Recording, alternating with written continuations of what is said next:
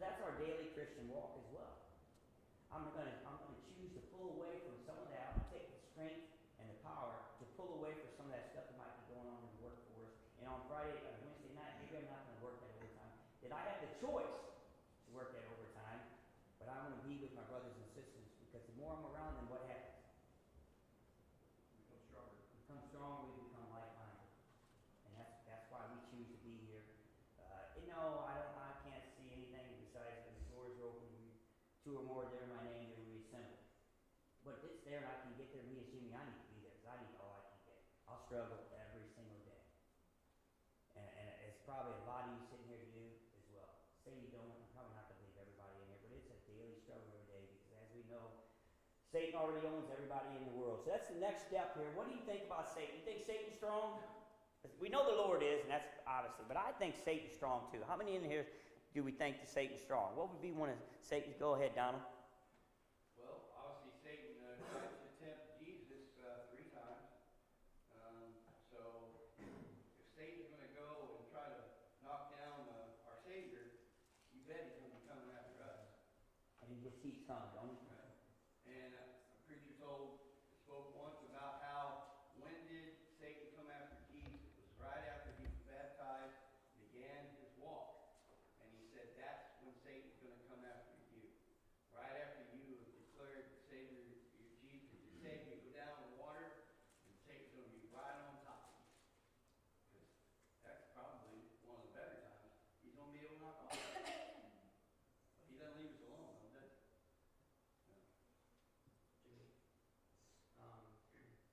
Talking about whether or not we consider Satan strong, I would say, the Bible does, 1 Peter 5:8, if I may.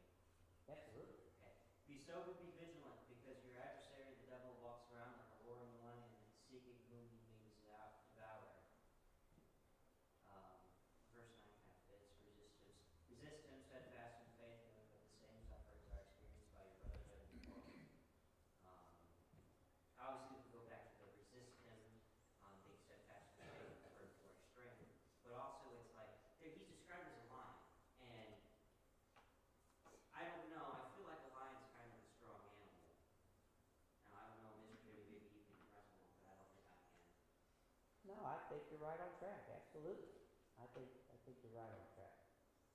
One point I'm going to throw on there, and I appreciate you reading that scripture, and thank you very much.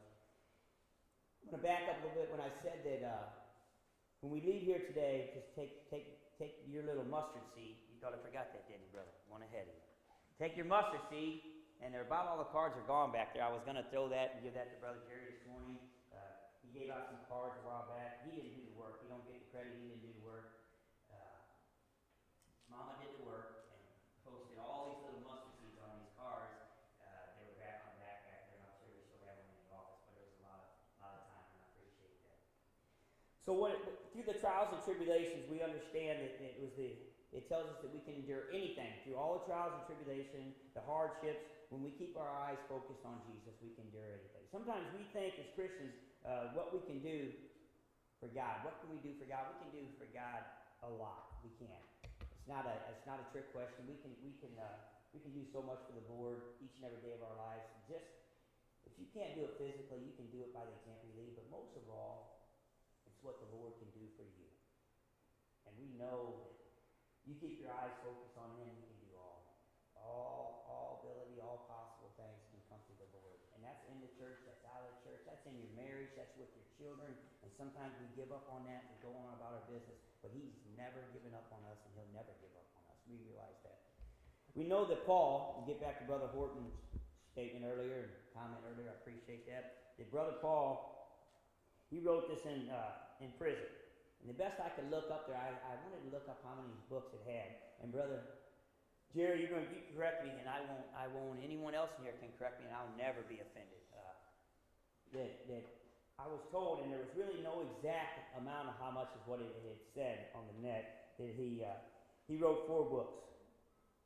Philippians, Ephesians, Colossians, and Philemon was the ones that all could be documented, is what it had told me. And there's some speculation for maybe some more or whatever, but there's no documentation on that, is what I was told. That was the 4 he wrote. Is that correct or not correct? Am I correct or wrong?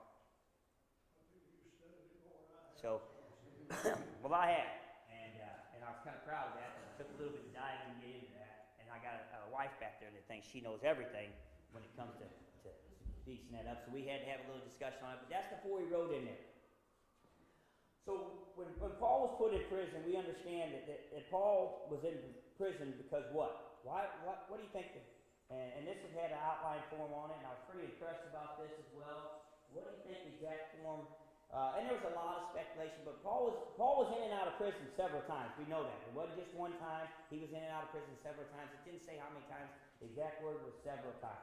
Did you have something, Don? Okay, I apologize, buddy. He was in and out of prison several times. Reason being, Paul was in and out of prison. When I got through reading the whole thing, it never gave me one exact reason, but the conclusion was because he loved the Lord. That's why he was put into prison. And he had made statement, he had killed thousands before, and he had loved the Lord and turned his life around. And don't know that there can be a better example in the Bible of someone that had persecuted Christians more than Paul and was able to convert. So don't ever come here. I've heard from guys in the secular world that I could never get into church. I've done so many bad things, this and that. You haven't done anything compared to Paul. Nothing. And it's the same thing, the same statement will say that this world is so full of sin that there's just no way it can ever turn around, blah, blah, blah. Well, what about Sodom and Gomorrah? There wasn't no more sin going on right now that was going on in Sodom and Gomorrah, and it was able to turn around. So Paul, writing those 4 books, he was in prison because he loved the Lord. And people loved wickedness back in that day. And they still love it today. It's here today. Instead of the truth and whatever, and salvation, they didn't want to play the salvation. They wanted to follow wickedness. And eventually, in the very end of Saul, it cost him his life. But he was following the Lord. Yes, sir, brother. Lord. Paul thought he was doing right all the time. Yes. He was doing wrong. He was doing a lot. It was wrong to start with, and he got straightened out, and he done good. That's the difference. Some people that they don't have that ability to try to do right. And he was trying to do right, but he was still wrong. Start with wickedness. Do the same thing. A lot of people do that. Well, you're right. A lot of people do. And hopefully you change that before the time comes. As mentioned, it's going to come like a thief in the night. He's not going to warn you. And sometimes we think we have a lot of time. We're 24 years old. We're whatever age it might be. And you don't know when it's going to happen. And you don't want to give up. Today's a pretty day for what we've been going through and whatever. You might want to back that car out of the garage today, or your neighbor might see you, whatever, and not put it in first. And you're going to get out of church tonight, and I'm sure you got a lot. I just don't feel like going up there. It's cold. It's whatever, and you can find every excuse there is. But I'm sure it was convenient for the Lord to hang on that cross and be persecuted for us, because He could have called 10,000 angels, as the song says, each and every day. So this morning, as we go through, and you want to jot down a few, take a few, whatever you want to know. Maybe plan your plan of attack for the week or whatever it might be. Is take a minute and look at your strengths. Only your strengths, nothing else. In your life, maybe in your marriage, maybe with maybe some strengths you had when you were younger, when you were raising your kids that you drifted away for. Maybe some strengths that you want. And this would be something maybe if you carry a little board, we have one at the house on the side. It's usually got what groceries we want or whatever Jimmy asked Tracy to buy at the grocery store. Or maybe get some new underwear or socks or something's written on that board. There's a scripture that she always writes. I never write it. I don't get credit for that. But she writes one up there every week. Maybe you can take on that board if you have one or a piece of paper and just write some strengths. And take a few moments and write your strengths that you might have, maybe some strengths that you want, and seek that as a goal for 2025. We got so many other goals. You don't have to have 10 or 15 of them. Just take one. Take one strength that you might be, whether it be biblical or non-biblical. Take that and work on that for the course of 2025 and see where you're at by the time the end of the year comes, and see if you can tie that into your life, and then in the end, see if you can tie it into your daily walk of following Christ, and see where you come out on that at. And then if you have the room on that board, I also got a few lists of some things that maybe you can jot off. But let's look at some strengths that God God gives us, and take a look at some of them that He's placed for us as Christians to have in our daily walk. We'll get through this pretty quick if you people don't come up with some questions. I can answer them. If not, I can make them up. So, how about humility? Number one, I would think, for a strength. What is humility? I'm not gonna answer this one. I got it right here. Anybody? Self-control. Humble? To be humble, you have to exert self-control. You have to put others ahead of yourself. That is the key factor. Put others ahead of yourself. So this morning, when you rose up, got ready just at your house, I'm sure if you had kids, they were ahead of you. You're trying to get them ready, you're darting around, doing what you got to do, get some breakfast, get some clothes, comb your hair, brush your teeth, the same typical stuff that your older sitting in the audience that you've been through. But what about your spouse this morning? Did you do anything to put them ahead of you? Just your spouse. What about a brother or sister? Did you? Either one of you two? Didn't even drive to church, did you? I made the bed. Made the bed. He wants some lunch, didn't he, Laura? Wants some lunch. I fed the babies. It's you know what? Both of those comments, though, we joke, we clown, we laugh about them, but those are big things to a lady to take time to. Absolutely. And the same way with some lunch, just for a man. I mean, it's real easy for us to bail up out of that bed and go on about our stuff and go downstairs and hit that TV, and your wife will catch the bed, or she'll grab that load of laundry, throw it in there. You can putting others ahead of yourself is the top. That was the top list on the computer too. It said, put others ahead of yourself. And sometimes we have a hard time doing that because so much of society is all about me, me, me. Me, me, me. I put myself first. And we read this every now and then. I just seen one. I don't know what it was this week. That it was for an advertisement for take time for yourself for a ladies spa. Take time for yourself for a ladies spa. And I would say they need it more than us men. But take time for yourself. But sometimes Jimmy, might take a little bit too much time for himself. He just gets wrapped up in his own stuff and he just kind of shuts everyone else and does his thing. And that's not what the Lord did. And that's not what Paul did. He was always about others, trying to save as many souls. After Brother Jerry mentioned he had converted from killing to saving, for lack of better words, that's all his mission was to save souls up until the very end. And eventually it cost him his life. But that's what his mission was to save souls. And I understand in the everyday world that we live in, we get so caught up and wrapped up in everything, and sometimes we might be. I hope that you're never embarrassed enough that you don't want to talk to the Lord, or you don't want to just take a time, a moment. And for those of you sitting here today, this point came up, and me and Tracy talked about this. So this the guy that I now work for, they meet at Bob Evans on every Friday morning. They meet there every Friday morning at 7 a.m. Well, by 7 a.m., we kind of run two shops. Jimmy does his own thing. The rest of the shop does his own thing. So Jimmy has went there one time in the last 2 years. And I didn't even let my boys go. Because they need to be on the job. They need to be going at 7. We need to be hitting the ground running. That's how we run. These guys, they're wandering out at 8:30 or whatever. And I try to tell the owner, it's his money. You're losing a ton of money. Every Friday, you're losing a ton of money. Those guys ain't getting to the job at 9:30, but it's his money. So lose it. I don't care. However, this end's making money is what I care about. So I had planned to meet him there. I needed to drop a check off to him and get some information. So a couple of weeks ago, we met there. And I met there for the first time.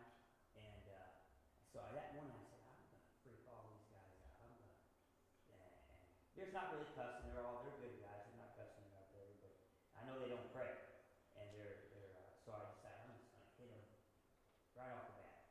So when I had did that, Voodoo Doll came out, a couple bites, and said, hey, we need to pray. And I really was just messing with him, but I wanted to mess with him. So we prayed, And the owner of the company later on that day, he had called me and said, hey, we ain't never done that. He said, we've been going for 15 years, and we have never done that.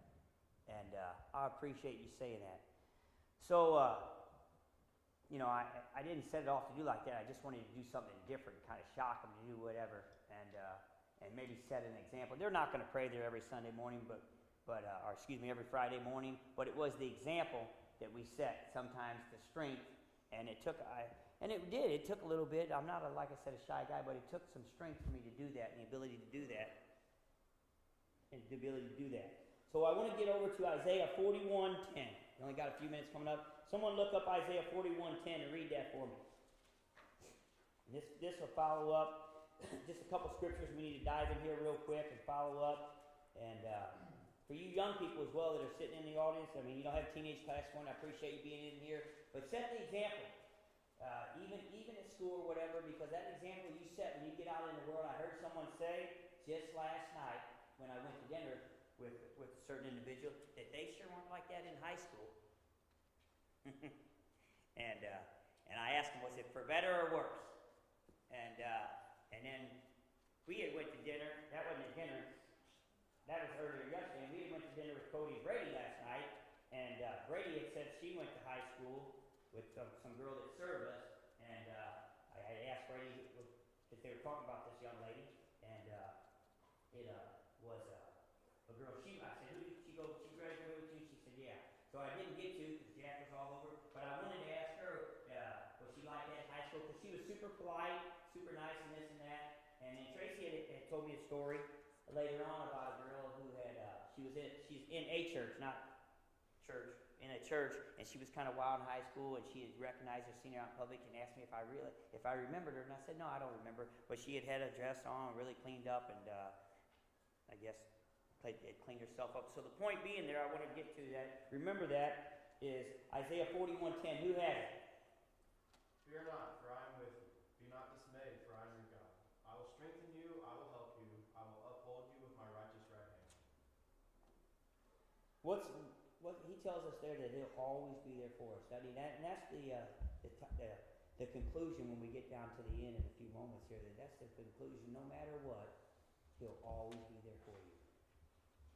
And most of the time, I had said before that most of the time, I'm not going to say this always, but most of the time, a parent's going to be a parent all the way to the end. Male or female, they're always going to be your parent. And it doesn't matter if they got pneumonia or whatever. When you need them, they're usually there for their children. Most of the time. I won't say always, but they'll be there. Always. You need them, and you go to another state, they're gone. They got pneumonia, but yet they know you got pneumonia. They'll find a way to get some food to you or get your house. You won't really appreciate that, young people, until you get a little older. Then you're going to appreciate that. And that's going to show you the love that they have for you. Well, that is nothing like the love that the Lord has for us. He'll always be here for us, no matter what. You spit on them, mock them, ridicule them, slap them in the face. Don't follow his book. Don't adhere to what he asks us to adhere to. But yet you can truly in your heart mean it and ask forgiveness, and he'll be there. He'll pick you up every single time. And that's what that tells us right there. That's exactly what that scripture tells us right there. Flip over to the New Testament. Ephesians 6:10-11 says, finally, my brethren, be strong in the Lord and in the power of his might. Put all the whole armor on of God, that you may be able to stand against the wiles of the devil. And that's where I got so right there to tell us that, as Aaron had stated earlier, that the devil is strong. He's just not stronger than the Lord. Bottom line, he is strong, but he's not stronger than the Lord. So whatever you can conquer, you can conquer through the Lord. Some things you're going to be able to conquer on your own, but you're probably not going to get to the destination you want to be.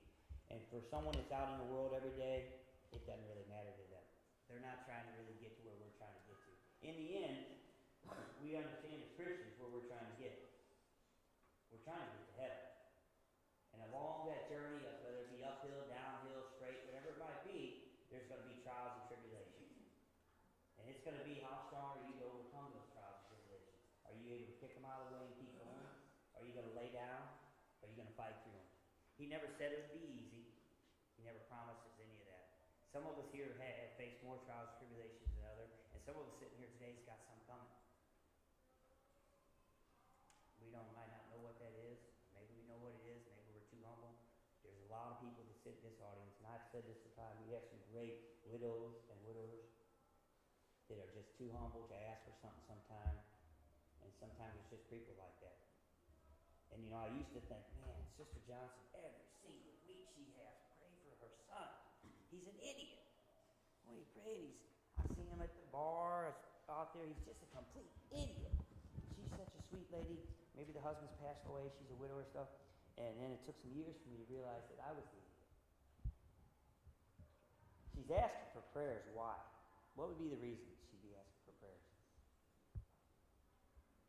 For one thing, she's strong enough to ask for those prayers every single week, because there was people in the audience probably thinking like me, or they would read the bulletin that asked like that, because she loved him. And she just wanted him to get on the right track. Up until the end, and that name's not anyone in the church here, but up until the end, it never happened for her, but she never gave up. She never gave up. So sometimes we as Christians, we're too proud, we're too boastful to ask for that. Sometimes we think we're too strong. You know, that just might be the mindset you're in. And there's stronger people out here, and there's some weak people out here. And in the church, there's just some that are stronger than others, and that's in society as well. The conclusion would be, no matter what strength you have or where you would put your focus, most of all, put your focus on the Lord and the church. And whatever strength you want, if you put him first, he'll help you get to that strength. Paul put his first in God. And God tells us in Matthew 6:33, we're going to back up there, it says, this would be the conclusion, and the final up a little bit early, but I'm going to ratchet up because there's nobody talking, I guess. Nobody's strong enough to talk today. But however, the conclusion would be, the final conclusion would be, is Matthew 6:33. We all know it. It says, seek ye first the kingdom of God and all his righteousness, and all these things shall be added unto you. That would be the bottom line for any of us here today. No matter what it might be, you're trying to work a little harder to get that new home. Seek first the kingdom of God and all his righteousness, all these things. Because in the end, when you leave here, and you're going to leave here, each and every one of you, you're leaving. Whether you want to stay here or not, unless he comes before that time's up, you're leaving this earth. So, yes, sir. Something else I was thinking, you mentioned it briefly earlier, and I guess I never found a spot to interject, but now we're at the end. I was thinking also about the concept of rest, because while yes, we can have strength, our strength as humans, mentally and physically, emotionally, I would say, is a limited resource that we have to recharge. You can't just keep going. And as people, we need to, it's good to know our limits and know when it's time to take a moment to rest. Obviously, earlier you mentioned it's not about us, and we shouldn't take too much time to ourselves, but it's good to rest, because if you're not rested, you can't be alert, you can't be sober or vigilant if you're tired all the time. You can't if you're not well rested, if you're not just taking self-care of yourself, you're not going to always have the strength you need when you need it. You're maybe not going to have the mental clarity to read that Bible verse when you're in a conversation with someone about something.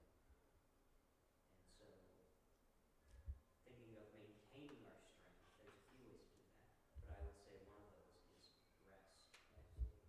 Because if you have no energy, then you can't exert that energy into strength. Absolutely. Bill? I was listening to Phil Sanders this morning, and his lesson was on how strong is the seed in your heart, and he used the Matthew about the sower, where they stored all these seeds on different grounds.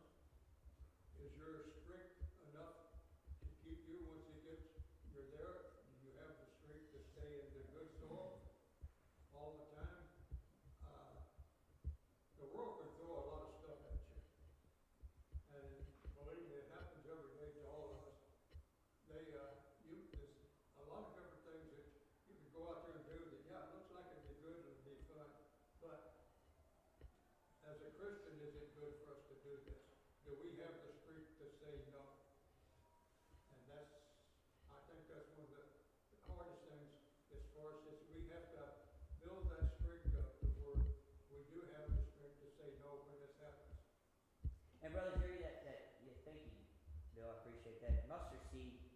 scripture that was on there? Wasn't there a scripture on that mustard seed card? Because when Brother Jerry had the men at his house, and I remember this, I really tied it right into that card that he had a mustard seed. I thought it had a scripture on it. And Still got that seed. you still got it? I still got the one he gave us, yeah. Well, in that when we were, and I want you to bring that up in a minute, Brother Jerry, and I'll let you go. But on that card where that mustard seed was, you gave a lesson over at the house, and it talked about the parable of the sower, and tied that mustard seed into that, and that's when you said the card was coming out. Go ahead, brother. Yeah, Luke 17, he tells, your brother sins, rebuke him, if he repents, forgive him. If he sins against you 7 times a day, repent, saying, I forgive you, you'll forgive him. The Lord promises the Lord increase our faith. He said, that's not what you need. He said, if you have faith as a mustard seed, you can say this mulberry tree be pulled up, roots be planted, it'll obey. You don't need more faith, you need to act on what you know. And that's what moves mountains and mulberry trees, 2 or 3 times a day is there. Final statement and lesson to be yours, but sometimes the final one, and I have this down here, would be maybe just be able to be strong enough to forgive. How many times? Brother Jerry just read it to us 7 times 70. Not a literal number, but that sometimes it takes for some people, probably me being one of those people, just to forgive. And I didn't say you had to forgive, but you do have to forgive. It's going to be hard to enter heaven if you can't forgive. That's all we got this morning. I appreciate you guys coming out. We'll hear a fine lesson. I'm sure Brother Jerry's going to follow up with us today. I'm sorry. I apologize, Brother Horton. Go ahead, sir. I looked up how many verses Paul wrote. It was 13. And he's kind of Hebrew. I'm sure he was right there. I think it was 14 that he wrote. That was total books. It did say that. Everything from Romans, started Romans all the way to Hebrews. He wrote all those letters in there. But it was in prison. No, you're right. But if I didn't, I apologize to Brother Horton. I thought I said in prison when it was in prison what he was. But it wasn't. That's why I adjusted my hair now. Well, I probably should have talked up. I apologize too. Thank you guys. I appreciate you. Brother Jerry, you're going to want to put this on because they're going to want to live stream you.